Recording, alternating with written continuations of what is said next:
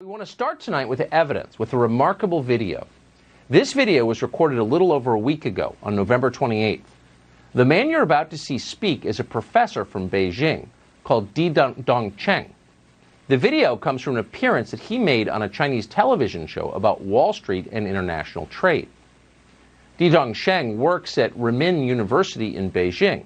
He is also, like so many in academia in China, a servant of his country's government. This video was deleted from Chinese social media soon after being uploaded, and there's a reason for that, as you'll see. 前边特朗普政府跟我们打贸易战，那么我们为什么搞不定特朗普政府？啊，为什么以前1992年到2016年之间，中美之间各种问题都能搞得定？是不是？大家发现没有？所有的危机，不管是银河号事件，还是炸大使馆，还是撞了飞机，所有事情。 全部是床头吵架床尾和，2个月之内搞定。什么原因？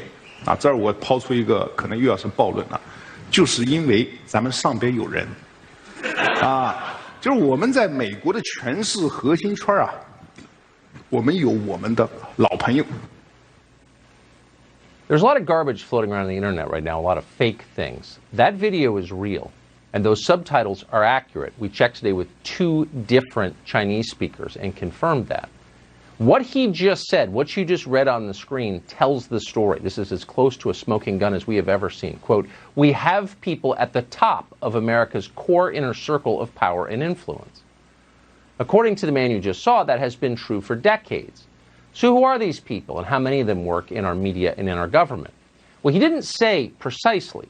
At one point in the video, he described a Chinese agent working as a vice president at, quote, a top Wall Street financial institution. I can't say more, he explained, without making political trouble. Dong Cheng did tell his audience that one agent in particular was especially useful, and he goes on at some length about her. He describes her as an American who's lived abroad for many years, who is now a Chinese citizen. And this seems to baffle him a little bit. The Chinese government doesn't allow dual citizenship. Why would they? Why would anyone? Dong Cheng seems pleased that the U.S. government is foolish enough to allow it. He explains that this American agent, who lives at least part of the year in Beijing, helped the Chinese government with a propaganda operation in the city of Washington in 2015. And he goes on to describe that in some detail. The Obama administration was easy to manipulate, he suggests. They helped. The Chinese had many friends among the Obama people. The problem came when Donald Trump was elected. After that, he says, everything changed. 是呢，就过去这个30年啊，过去40年，我们在美国的他的这个利用他权势核心圈，是不是？我前面讲过，华尔街在1970年代开始对美国它的内政外交有非常强的影响力，啊，所以我们有路径依赖，是吧？ 但问题是，08年之后，华尔街的地位下降了。更重要的是，16年之后，华尔街搞不定特朗普，为什么？很尴尬。特朗普以前对华尔街有过一次软性违约，所以双方有矛盾啊。当然，这个细节我就不多说了，时间可能已经来不及了，是吧？那么，这个中美贸易战过程中，他们也试图帮忙啊。据我所知，美方的朋友跟我讲，这个试图帮忙，但是啊，力有不逮。 Since the 1970s, he said, and he's an economics professor, you should know, Wall Street has had enormous influence over the way the United States government operates, over American policy. The Chinese government, he says, has enormous influence on Wall Street.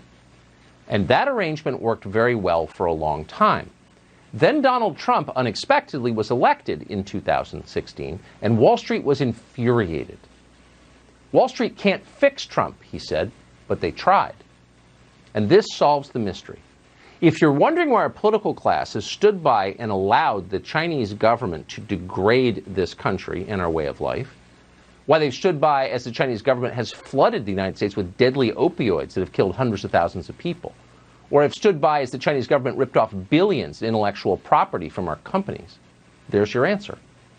Earlier this year, the chairman of Harvard's chemistry department was arrested for taking $50,000 a month from the Communist Party of China in return for sending secrets and referring top scientists to Beijing. It barely rated as a scandal. You may not even be aware it happened. Why? Because so many are on the take, in effect. Donald Trump was an impediment to this very lucrative arrangement.